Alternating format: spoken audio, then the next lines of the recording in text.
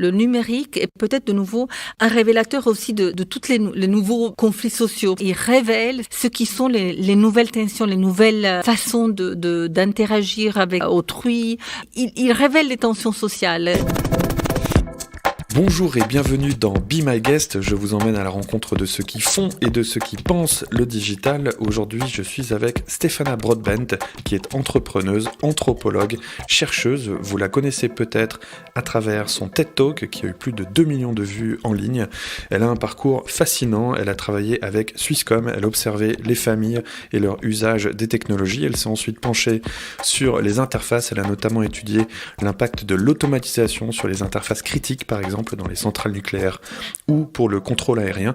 Elle a ensuite rejoint le think tank anglais Nesta, financé par le gouvernement pour comprendre la société de demain. Elle a notamment étudié les usages des personnes à la marge, comme les SDF. Aujourd'hui, elle travaille sur l'intelligence collective qu'elle perçoit comme une alternative à l'intelligence artificielle. Be My Guest, présenté par Laurent Haug, en partenariat avec 200 idées et créa, école membre de INSECU. Bonjour Stefana Broadbent. Bonjour Laurent. Aujourd'hui, on est à la FAIR, le jour où on enregistre cette discussion.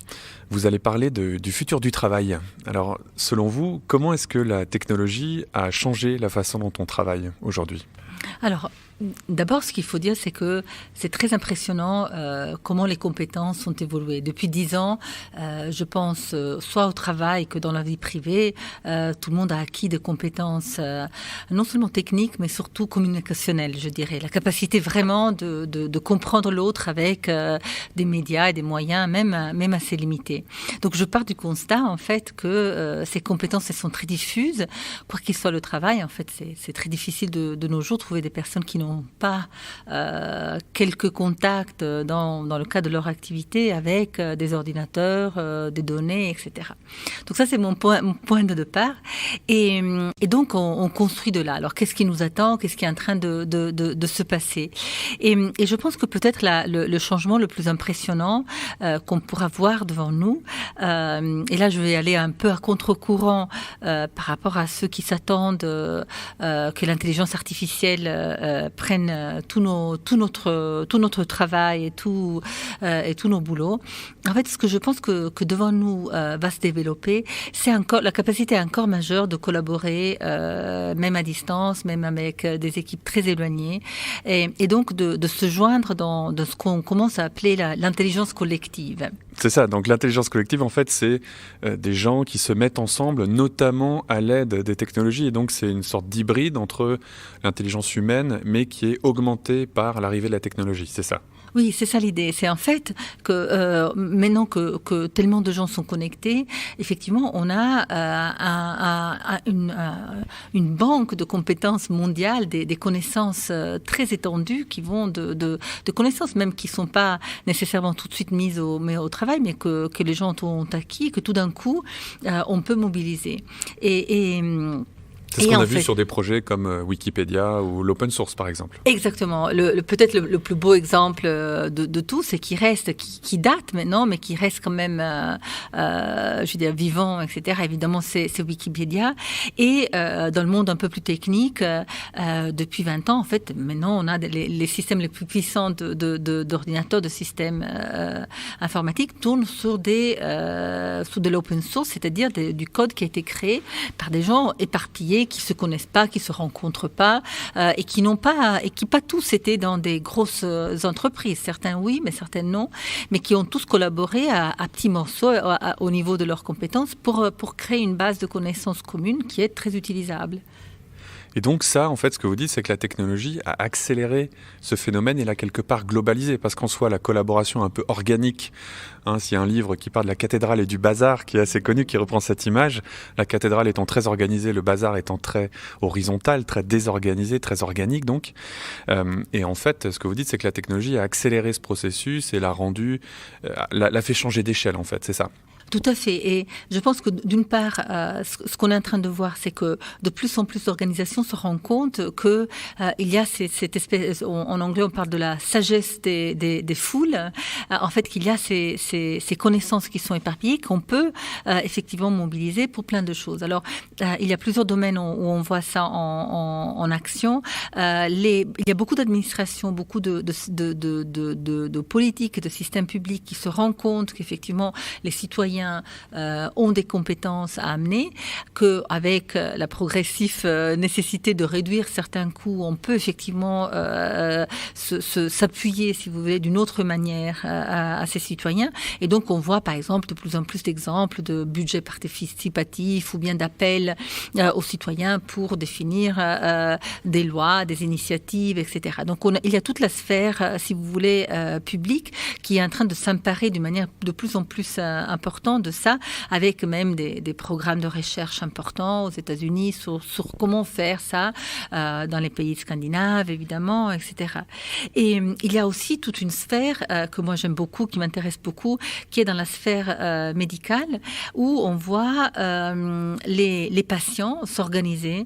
En fait, il y a de plus en plus d'organisations de patients qui accumulent des connaissances, qui se mettent en réseau pour comprendre mieux certaines maladies, pour se rendre des nouveaux interfaces avec le monde clinique, mais aussi le monde pharmaceutique. Et cela, par exemple, intéresse beaucoup les maladies rares. Là où, justement, le monde pharmaceutique n'a pas pu investir autant que dans les maladies, disons, plus rentables, si on peut utiliser ce terme. Et le fait de pouvoir être en réseau a permis de partager des connaissances. Et là, vraiment, à chaque fois, je reste fascinée par la brillance, si vous voulez, de personnes qui, disons, qui n'étaient pas parties dans ça, mais à cause un peu des événements de leur vie ou souvent de la vie de leurs enfants, se retrouvent à devenir des spécialistes et à partager ça. Et cela est de plus en plus, par exemple, en Angleterre, où j'ai vécu longtemps, il y a une grosse crise, par exemple, dans le monde psychiatrique. Il n'y a simplement pas assez de lits, pas assez, etc. Et il y a beaucoup de ces organisations, par exemple, une organisation qui s'appelle Mind, par exemple, sur lequel les services publics s'appuient. Donc, ces initiatives, en fait, sont devenues vraiment des points d'appui aussi pour les services publics. Donc c'est les patients qui se mettent ensemble pour accumuler peut-être plus de savoir que l'expert en face duquel il ou elle se retrouve, et donc ils se mettent à collaborer. Et donc vous avez travaillé chez Nesta, qui est un think tank, comme on dit en anglais, je ne sais pas comment ça se traduit en français, enfin un espace de réflexion lancé par le gouvernement anglais, en l'occurrence. Et donc d'abord avec peut-être cette motivation de réduire les coûts, de mieux impliquer les citoyens. Et c'est vrai que c'est un phénomène qu'on a observé, qui a un peu émergé de terre, qui a été accéléré par la technologie, comme on l'a dit. Et le but de Nesta, c'était de comprendre en fait comment est-ce qu'on pouvait créer et systématiser ce phénomène. C'est-à-dire de ne pas juste voir se réveiller un jour, il y a Wikipédia qui s'est passé, on ne sait pas trop comment et pourquoi. Et donc, c'est de comprendre comment est-ce qu'on peut vraiment encourager ces processus, qu'est-ce qui s'échange dans ces plateformes et comment est-ce qu'on pourrait impliquer les citoyens. Qu'est-ce que vous avez appris en observant cette intelligence collective? C'était le titre de votre métier chez Nesta. Qu'est-ce que vous avez appris? Quels sont les leviers qu'on peut utiliser pour dynamiser, pour allumer cette intelligence collective? Oui. Alors, il y a deux choses. Déjà, de nouveau, moi je suis assez optimiste parce que je pense que le point de départ, c'est que nous sommes naturellement collaboratifs et naturellement capables, d'une certaine manière, de nous focaliser avec autrui sur des tâches. Alors, ce qui est sur des objectifs. Donc, on part, si vous voulez, nous avons, si vous voulez, un bagage cognitif et culturel qui nous porte déjà à ça. On est plutôt fait pour la collaboration. On est fait exactement pour ça. Notre ADN est collaboratif. Tout à fait. Notre ADN est collaboratif et notre ADN est fait pour faire des projets ensemble. Donc déjà, ça.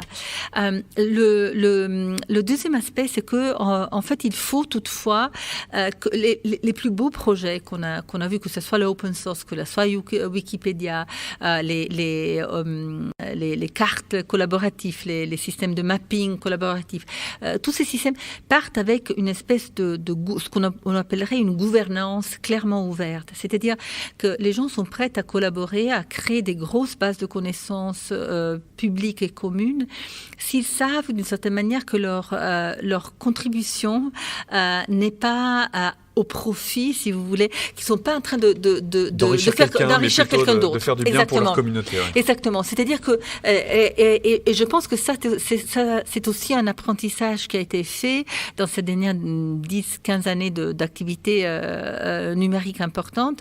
C'est que je pense que tout le monde est devenu assez habile à reconnaître quand il y a un phénomène que je dirais extractif. Donc ce qu'on met dedans est tiré sans un gros bénéfice pour soi. Et je pense qu'on est devenu assez habile. On va chercher les motivations derrière, parce que c'est vrai, pour travailler avec pas mal d'entreprises sur les sujets digitaux, il y a des gens qui vont venir nous voir en disant « faites-moi une vidéo virale ». Par exemple, je leur dis « non, une vidéo virale, en général, c'est vrai que si c'est une marque qui est derrière, les gens vont pas forcément la relayer pareil que si c'est par exemple une ONG, comme il y a eu avec le Ice Bucket Challenge ». Et donc, parce que c'est un peu le rêve des gens du business. On se dit « il y a des gens qui travaillent gratuitement pour nous, pour ma marque, donc faites-moi un Wikipédia ». Et puis les gens vont s'occuper du support à nos utilisateurs. Non, la motivation est importante. Et en fait, il y a un échange de valeurs dans ces plateformes. C'est-à-dire que quand je contribue à cette intelligence collective, je dois recevoir quelque chose, que ce soit du contenu, que ce soit un statut social, que ce soit une expérience. C'est ça que vous dites. Exactement. Donc, et c'est ce qu'on oublie très souvent. Oui, exactement. Et puis, il y a une autre composante qui est vraiment très importante, et c'est là où je pense qu'il y a un énorme travail encore à faire, qui est celui des outils et des plateformes. C'est-à-dire que, alors que justement, en intelligence artificielle, on voit un déploiement de moyens extrêmement important dans beaucoup d'entreprises, de centres de recherche, d'organisations. On voit en fait que les plateformes collaboratives, elles sont encore... il y a encore beaucoup à faire. Il y a encore beaucoup à faire pour permettre justement une espèce de coordination facile, pour permettre un traçage. Donc, ce qu'on voit, c'est en fait, on voit beaucoup d'organisations, de groupes, etc., qui travaillent avec finalement des plateformes qui n'ont jamais été créées pour ça. On voit beaucoup de jolies tentatives. Il y a par exemple quelque chose qui s'appelle Lumio.org, je pense. Il y a Democracy OS. Il y a tout un ensemble de plateformes, si vous voulez, plus pour une démocratie participative, qui a un seul but. D'ailleurs, je crois que c'est le mot. Liquide, et qui là essaye de trouver des moyens de faire collaborer. Mais pour des systèmes qui sont plus complexes, qui sont plus orientés à des objectifs, même éventuellement commerciaux ou comme ça, je pense qu'il y a encore du travail à faire. Et ça fait justement plusieurs années qu'aussi chez Nesta, il y a un peu un appel à faites des efforts, investissez là-dedans parce qu'il y a beaucoup à faire. Et il y a évidemment des plateformes qui marchent bien, mais qui souffrent un tout petit peu de cet aspect un peu extractif que je disais. Je pense à Amazon Talk, qui existe depuis très longtemps, qui est une plateforme où n'importe qui, d'une certaine manière, peut lancer des petits travaux, des petites contributions online, et habituellement pour un prix assez réduit, ou pour quelques cents par action. Des personnes partout dans le monde, de chez eux, peuvent collaborer en décodant quelque chose, en comprenant, en reconnaissant ou en introduisant un texte, etc. Et chose qui peut permettre à des personnes de faire, si que des centaines ou des milliers de personnes résoudent très rapidement une tâche qui, à une ou deux ou trois personnes, serait extrêmement long et pénible à faire. Le slogan, moi je trouve que Amazon Mechanical Turk, dont vous venez de parler, a un des plus beaux slogans, enfin en tout cas les mieux trouvés, c'est Artificial Intelligence. C'est de l'intelligence artificielle parce qu'en fait c'est des humains et qu'on demande aux humains un peu de se comporter comme la machine. C'est pour ça que c'est controversé. Enfin, Amazon a toujours un peu des rapports difficiles avec les gens qui travaillent pour la plateforme directement ou indirectement. Ce que vous disiez, c'est qu'en fait aujourd'hui c'est très difficile de faire investir les entreprises dans ces plateformes collaboratives alors qu'elles sont peut-être très efficaces, et par contre c'est très facile de faire investir dans l'intelligence artificielle parce qu'elle nous fait cette espèce de promesse magique où on nous dit voilà, on va travailler pendant quelques années en baissant la tête, en faisant du code, et puis après on va pouvoir réduire les coûts par 1000 parce qu'on n'aura plus d'humains, on n'aura plus besoin de travailleurs humains. Quel est votre regard sur cet autre côté, donc cette autre forme d'intelligence qui est en train d'émerger, qu'on appelle l'intelligence artificielle? Non, c'est justement, c'est intéressant ce que vous dites, parce que pour l'instant, quand on regarde de près en fait fait comment beaucoup de ces systèmes marchent, on se rend compte qu'ils restent fortement hybrides. C'est-à-dire qu'entre ce qu'on appelle le nettoyage des données, tout le travail qui est fait pour préparer les données, pour qu'il soit fait, le fait qu'une partie de toute manière des calculs, etc., sont re-regardés, etc., on reste encore un peu loin de cet idéal, et donc cette hybridation est encore là. Et ce que je pense qu'il va se passer de toute manière encore pendant longtemps, c'est même quand il y aura une augmentation, si vous voulez, de la précision, de la fiabilité de beaucoup de ces systèmes, l'humain restera dans la loupe, si vous voulez, dans la boucle. Restera impliqué dans la boucle. Encore pour plein de raisons de responsabilité et de raisons légales. C'est-à-dire ce qu'on peut imaginer, je pense au cas spécifique on parle beaucoup comme un des cas de plus grand succès actuel dans l'artificiel, dans le monde médical, qui est soit bien en analyse pathologique que pour la détection de mélanome. Effectivement, en enseignant à un système automatique de AI, d'intelligence artificielle, en lui montrant des milliers de radios, la détection et le diagnostic de mélanome et de cancer de la peau et de cancer du sein, apparemment à un niveau de précision très très élevé, pratiquement sinon pareil ou même meilleur parfois qu'un radiologue. Et donc c'est porté comme un exemple. Toutefois, à chaque fois, le radiologue intervient. Je dirais jamais, en fait, il y a le cas où il n'y a pas une supervision éventuelle du médecin. Et de même, un des cas les plus controversés actuellement, c'est justement aux États-Unis, l'utilisation de systèmes prédictifs d'intelligence artificielle pour décider si quelqu'un a le droit à une liberté conditionnée. Et là aussi, en se basant sur des profils nombreux, des probabilités de récidive ou de retour, des systèmes d'intelligence artificielle peuvent faire des recommandations sur la potentialité de libérer ou non. Mais le juge reste dans la boucle pour effectivement valider ou non ce type de suggestion automatique. Donc, pour l'instant, on sait qu'ils sont là, mais ceux qui, en tant que, disons, non seulement humanisme, mais surtout cognitiviste et anthropologue, ce que je me dis, c'est que on est un peu dans la même situation d'il y a certaines années, quand on a mis des personnes dans des postes de monitorage, de vigilance, en enlevant beaucoup de l'action. Et bon, ici aujourd'hui, on est à Genève. La patrie de Jean Piaget, et un des fondements, si vous voulez, de l'approche psychologique, cognitive, aussi piagétienne, c'est que l'intelligence, elle vient de l'action. Et donc, à chaque fois, moi, ce qui me préoccupe, si vous voulez, c'est à chaque fois qu'on on diminue l'action, on enlève à l'individu sa capacité d'agir, on réduit quand même sa capacité de compréhension. Et c'est peut-être la chose... Et donc de décision, parce qu'en fait, on retire l'action, mais on demande toujours de prendre la décision à la fin, et c'est la théorie. Les vieux pilotes d'avion disent que les jeunes ne savent plus piloter parce que en fait c'est devenu tellement automatisé qu'ils savent plus gérer un incident comme peut-être avant les vieux pilotes savaient le faire. Donc c'est qu'on perd en fait nos skills, nos capacités à cause de l'automatisation, mais on reste à la fin à devoir prendre des décisions.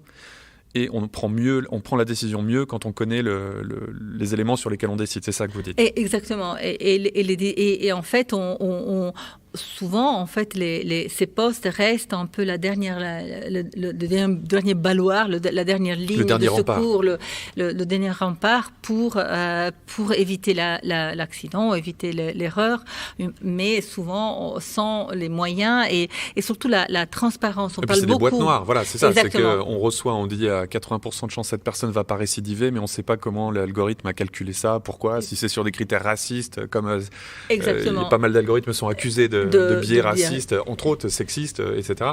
Exactement. Donc voilà, on demande à un humain en fait d'être responsable, et puis c'est une sorte de fusible quasiment. Exactement. Et je pense que c'est un peu ça. Et donc il y aura, à part les habituelles discussions éthiques, si vous voulez, il y aura vraiment un débat aussi de nature presque cognitive, quelle va être la possibilité d'intervention, si vous voulez, d'un humain qui est mis là en sécurité pour gérer les situations de risque.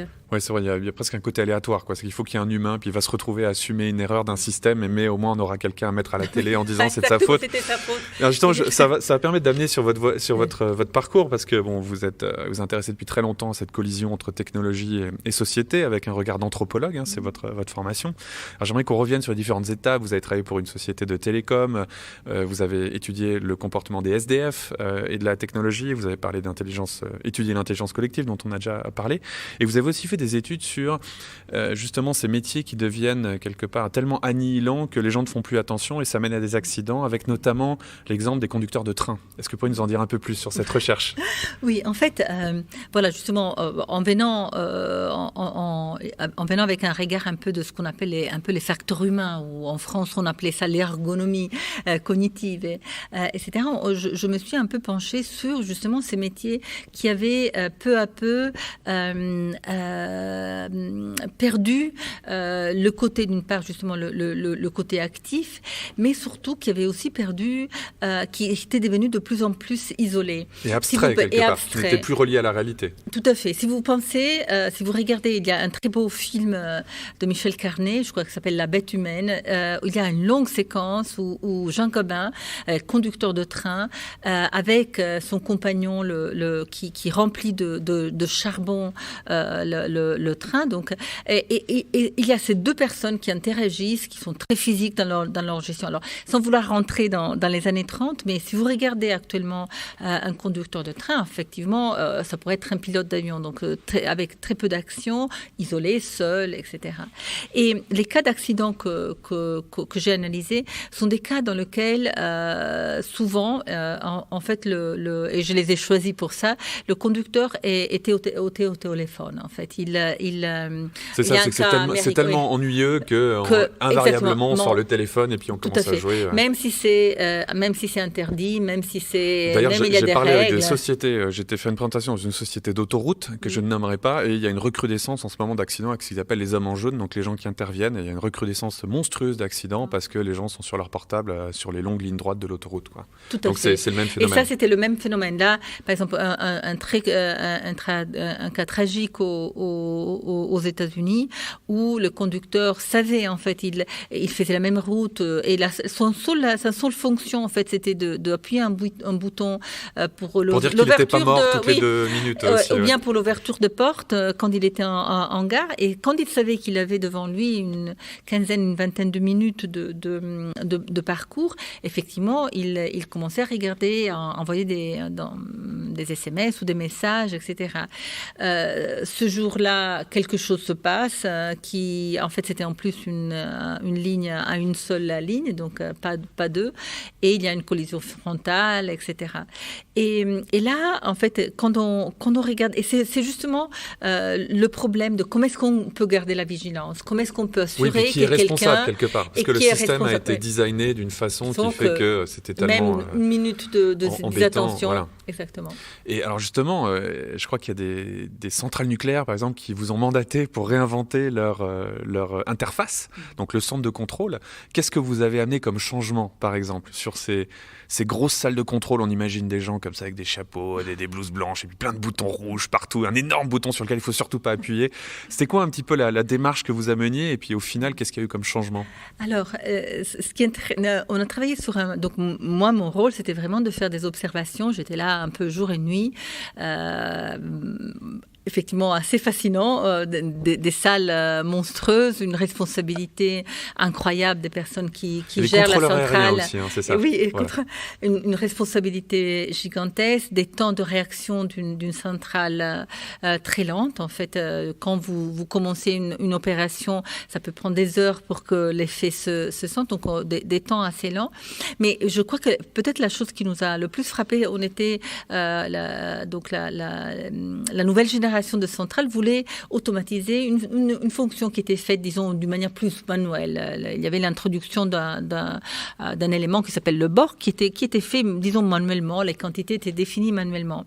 Mais ce qui était fascinant dans cette salle, en fait, totalement aseptique, isolée, loin du réacteur lui-même, les opérateurs nous disaient, mais tu sais, moi, je le sens avec le nez. Et ils touchaient leur nez. Je dis, oui, il y a quelque chose qui va...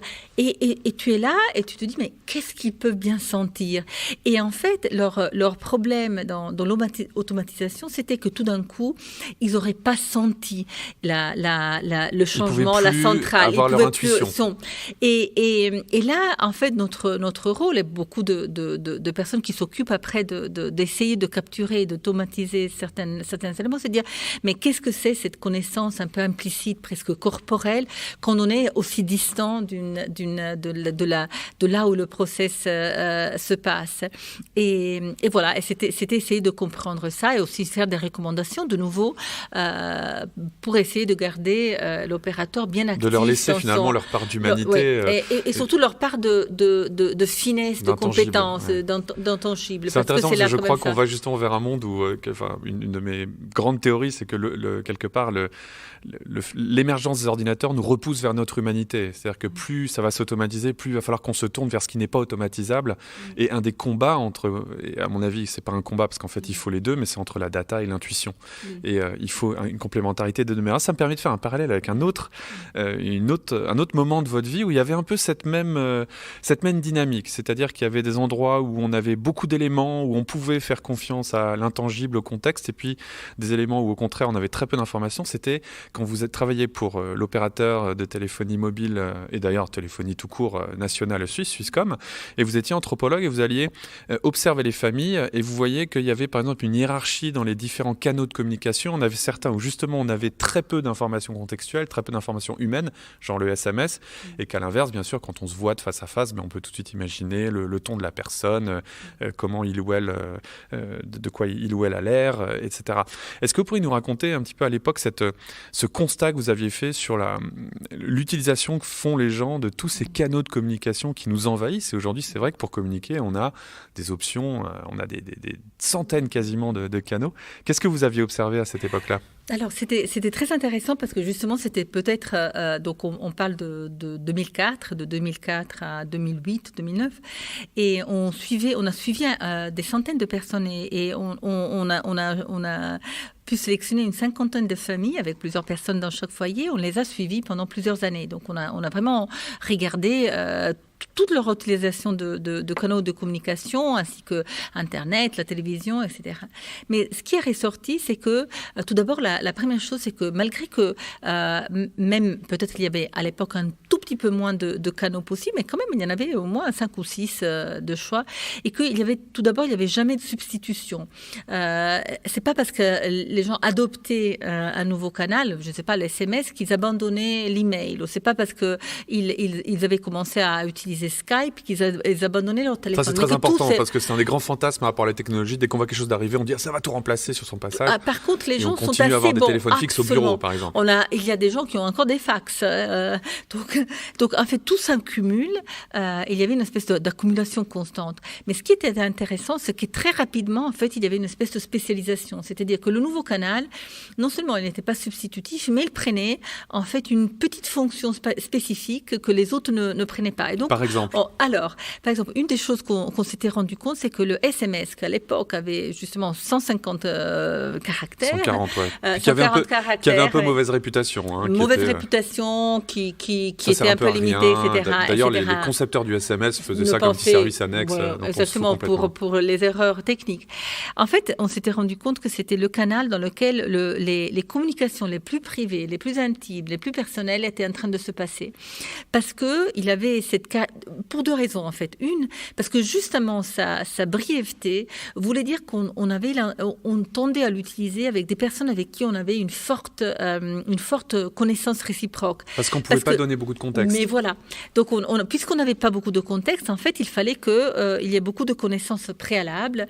Et donc, ça suffisait de dire 4 mots pour qu'on puisse se comprendre. Et ces 4 mots, justement, parce qu'on était en train justement de communiquer avec des personnes assez proches, pouvaient être très intimes.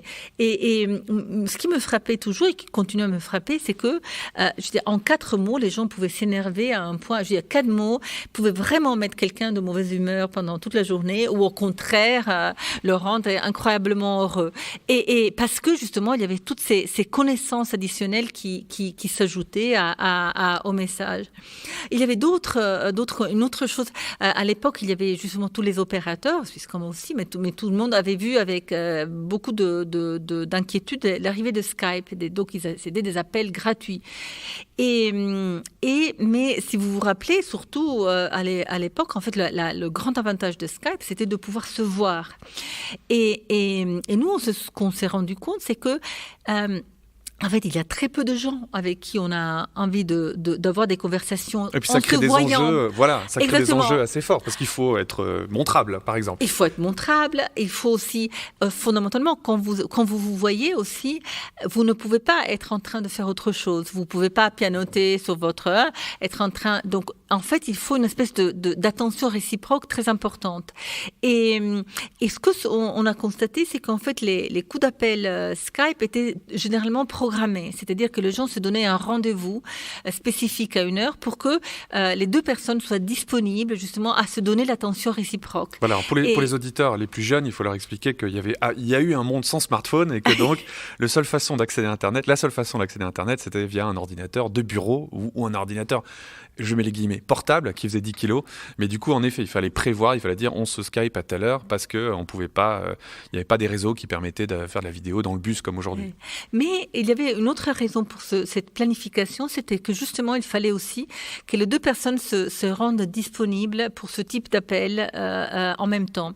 Et ça, c'est quelque chose c'est un peu une approche qui a conduit un peu beaucoup de... Donc c'est un facteur limitant en fait. C'est pour ça que Skype n'est pas arrivé puis n'a pas mis les opérateurs au chômage, comme on l'a pensé un moment. Et au contraire, pendant des années et des années, je pense que là, je n'ai pas regardé ces dernières 2 années, mais pendant des années, en fait, la plupart des gens avaient un maximum de 2 ou 3 contacts réguliers par Skype.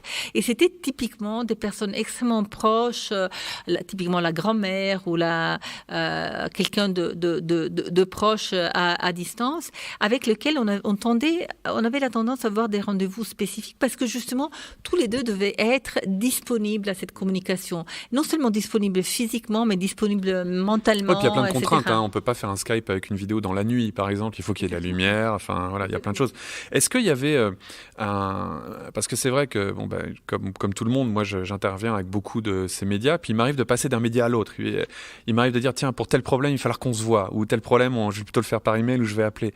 Comment est-ce que ça se passe, ces bons qu'on va faire, en fait, entre ces canaux? Donc, il y a peut-être le SMS à une extrême, très peu de mots, pas très visuel, et puis à l'opposé, se voir en personne. Et puis, au milieu, il y a tous ces canaux différents, chacun avec leurs limites et leurs possibilités. Comment est-ce qu'on choisit, en fait, sur quel canal on va aller? D'abord, ce qui est intéressant, c'est que tendanciellement, la communication tend à rester à l'intérieur du même canal. C'est rare que les gens sautent. Par exemple, si on est en train de faire des conversations via WhatsApp, par exemple... On va rester dans WhatsApp. On va rester dans WhatsApp. Et en fait, c'est souvent vu comme quelque chose d'assez mal poli. Tout d'un coup, on est en train de parler de WhatsApp et tout d'un coup, vous m'appelez. Pourquoi est-ce que vous m'interrompez de cette manière-là ? On le fait, et typiquement on le fait quand il y a une sensation qu'il y a une forte ambiguïté. C'est-à-dire que si on se rend compte, on ne s'est pas bien compris, on n'arrive pas à se comprendre, il y a une possibilité de se fâcher ou de pas, etc. Alors on passe à un canal où il y a une espèce de niveau d'information supérieur. Mais sinon, on a la tendance à rester à l'intérieur du même. Puis il y a évidemment la chose qui a changé et complètement bouleversé toute la communication, c'est le fait de parler publiquement, c'est-à-dire tous les canaux qui nous permettent, que ce soit par des groupes WhatsApp, par des groupes évidemment en social media, et le fait de parler publiquement. Et là aussi, il y a quand même des normes assez intéressantes qui se sont établies assez rapidement et que j'ai l'impression continuent à persister même avec plusieurs années et qui font aussi du fait que fondamentalement, quand on a une communication de un à beaucoup, disons à plusieurs, la sensation d'obligation elle diminue. Je veux dire, on ne se sent pas obligé nécessairement de répondre. Et donc, cette communication a ses caractéristiques qui sont très différentes. Alors, ça pèse. Alors, je retiens de ce que vous dites aussi, que vous ne recommandez pas le divorce par SMS. Il vaut mieux se voir pour ça. Quelque chose que je vois, moi, vraiment dans mon quotidien, c'est que, par exemple, donc, je suis impliqué dans beaucoup d'événements, et quand il y a une caméra et un live sur Internet, un speaker ne va pas du tout se comporter de la même façon que quand il n'y a pas de caméra.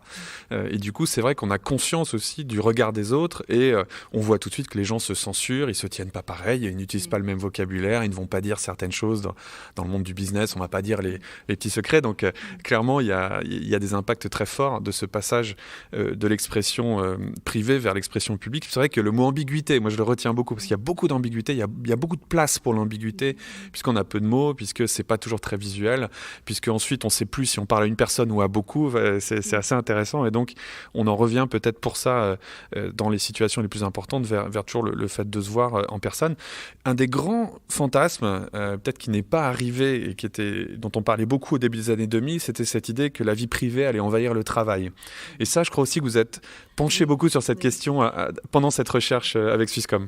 En fait, ce qui s'est passé justement quand il y a eu tout d'un coup la possibilité d'une part de travailler de la maison, de travailler à la maison, justement il y avait une grosse, je me rappelle, il y avait beaucoup de discussions. C'était l'époque du BlackBerry que beaucoup de gens ont oublié justement, qui était justement cet outil incroyable qui tout d'un coup permettait de faire ses emails professionnels à la maison. Et il y avait cette grosse crainte que tout d'un coup, justement, il n'y aurait plus de barrières entre les deux mondes. Ce qu'on a constaté, c'était justement que tout d'un coup, les personnes ont commencé à découvrir la possibilité d'avoir des contacts aussi de nature privée au bureau. Et ça a été une transformation assez significative parce que pendant très très longtemps, on a eu beaucoup de lieux de travail, l'école aussi, etc., où il y avait une barrière très très claire. Donc quand on rentre, il n'y a aucune communication possible avec sa sphère personnelle jusqu'à quand on sorte. Et à l'école, pareil, évidemment. Et tout d'un coup, on a commencé à avoir justement des outils. Et donc, il y a eu une espèce d'apprentissage très important de la gestion de ce qui était faisable, ce qui était permissible, jusqu'à à quel point, d'une certaine manière, on pouvait hybrider les deux espaces. Mais je pense que pour beaucoup de personnes, et actuellement encore, ça a été un très grand révélateur, si vous voulez, des caractéristiques organisationnelles du travail, d'une organisation. Et on s'est rendu compte, et peut-être ça a été la révélation, si vous voulez, de ces études-là, c'était que en fait, le plus une personne était dans une position de cadre ou de pouvoir ou d'autonomie, plus ils avaient le droit, si vous voulez, d'avoir des communications privées et personnelles. C'est-à-dire qu'il y a moins de contrôle il y avait. Plus une personne était dans une position de subordonnée, avec beaucoup de contrôle, de supervision, plus en fait ils devaient se cacher, si vous voulez, pour avoir leurs échanges. Donc on trouvait des situations où les personnes justement se cachaient dans les toilettes. Mais même maintenant, si vous remarquez, à l'extérieur de restaurants ou comme ça, vous allez voir par exemple des personnes qui, à une époque, se seraient cachées pendant la pause pour fumer une cigarette et qui sont là avec leur portable pour envoyer des messages ou regarder Instagram. Mais c'est vrai que ça a été très progressif parce que d'abord, le portable a été un objet de luxe qui coûtait cher, donc on l'a donné surtout au top management. Et aussi, c'est vrai que pas mal de gens peut-être n'ont pas connu ça, mais les programmes qu'on pouvait aller voir à l'intérieur d'une entreprise étaient bloqués. Il y avait des sites sur lesquels on pouvait pas aller. Il y a toujours d'ailleurs des sites sur lesquels on peut pas aller. On pouvait pas installer ce qu'on voulait sur son ordinateur.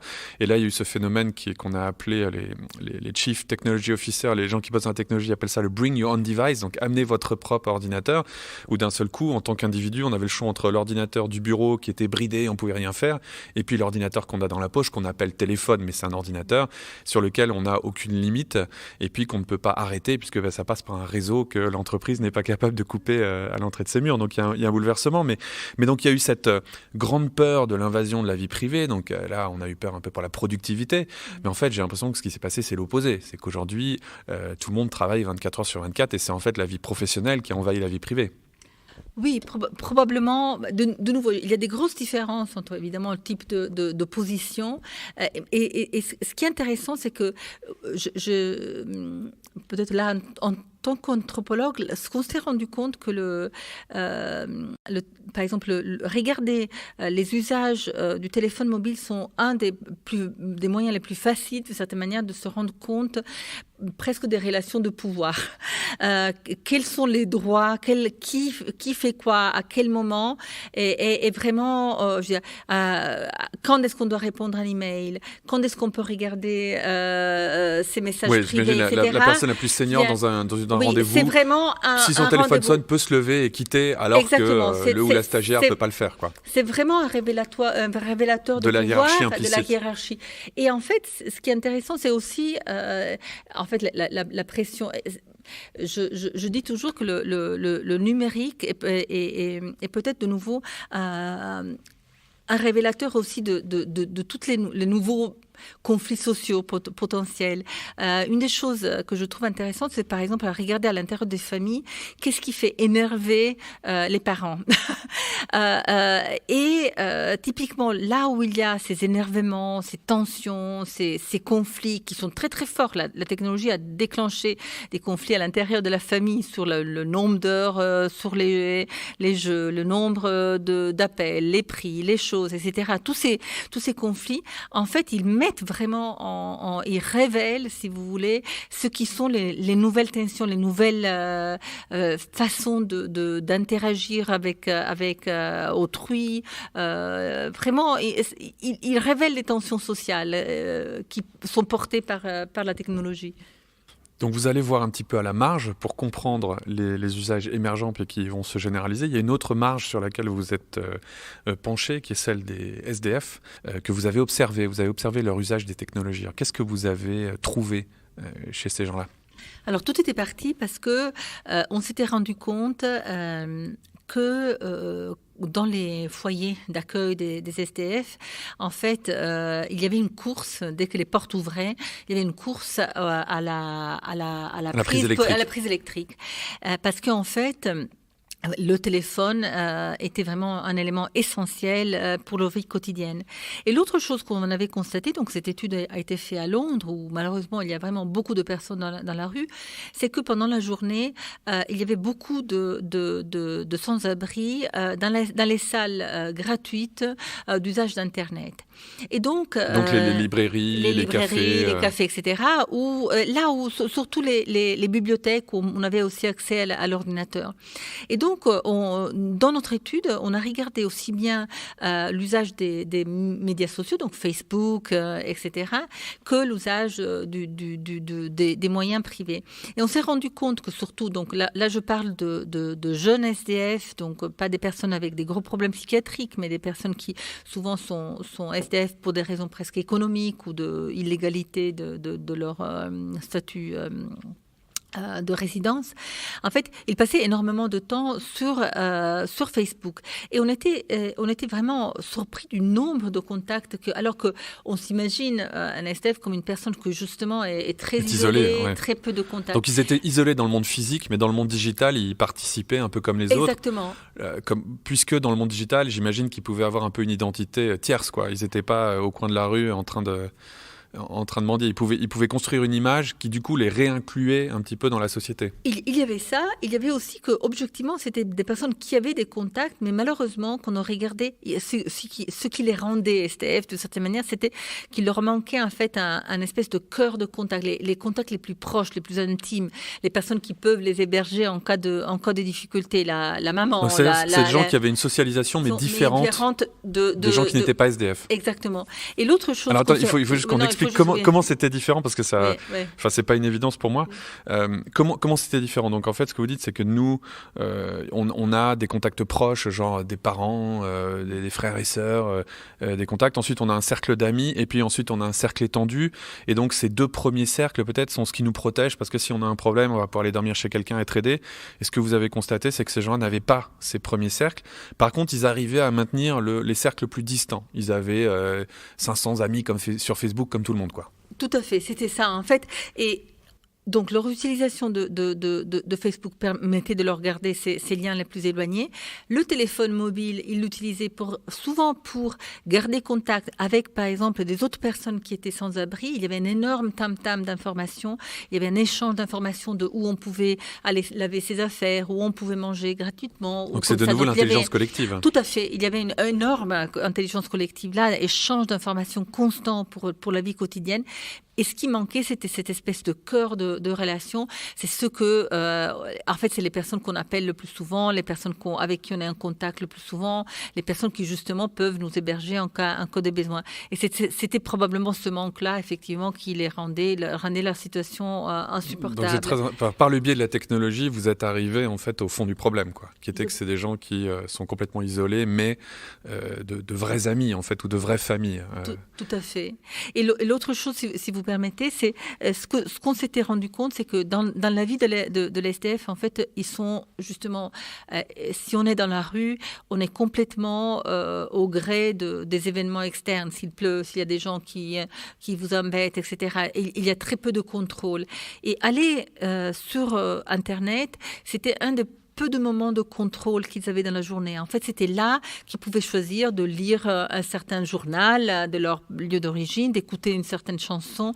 Et c'était vraiment comme un moment c'était vraiment le moment où ils pouvaient le mieux exprimer leur moment de contrôle sur leur environnement. Ils étaient assimilés, ils étaient comme les autres à ce moment-là. Tout à fait, oui. Et quand vous regardiez les usages, c'est des gens... Enfin, on a toujours un peu ces clichés sur les SDF. Et quand vous regardiez leurs usages, c'est des gens qui allaient lire le journal, qui regardaient des vidéos YouTube. C'est complètement normal ou vous avez constaté une différence? Non, à part le fait de chercher certaines solutions pour justement où est-ce qu'il y avait quelque chose où aller à part l'aspect survie, quoi. L'aspect survie, honnêtement, il n'y avait aucune différence dans leur usage qu'une autre personne de 25 ans qui regarde le foot ou veut regarder une vidéo ou lire les dernières infos. Stéphana Broadbent, vous êtes allée essayer de comprendre cette révolution numérique au sein des familles. Ensuite, vous êtes intéressé au travail, vous êtes intéressé au SDF. Où se porte votre regard ces temps-ci ? Alors, en ce moment, je pense que beaucoup de gens, peut-être la thématique qui m'inquiète le plus, c'est évidemment le changement climatique. Et c'est là, et je rejoins mon intérêt pour l'intelligence collective. Je pense que dans ce domaine, il y a l'intelligence collective peut On en a besoin, en tout cas.